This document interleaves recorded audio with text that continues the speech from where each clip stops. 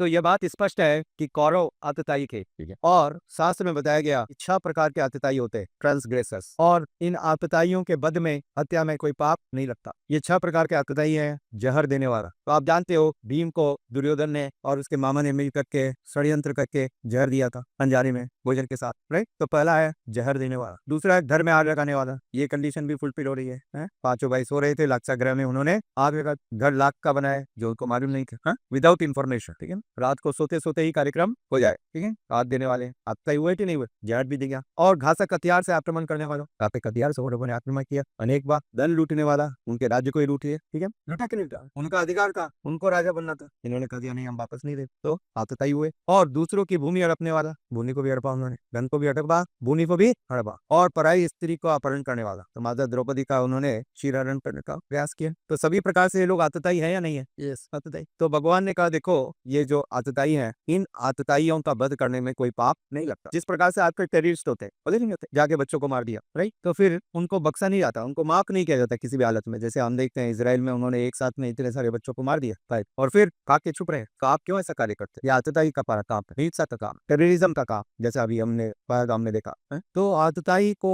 हत्या करने में कोई पाप नहीं लगता। और हम देखते हैं कौरव आतताई थे, कौरव आतताई, इसलिए इनके बद में कोई पाप नहीं लगेगा, ऐसा भगवान कृष्ण ने स्वयं प्रस्तावित किया।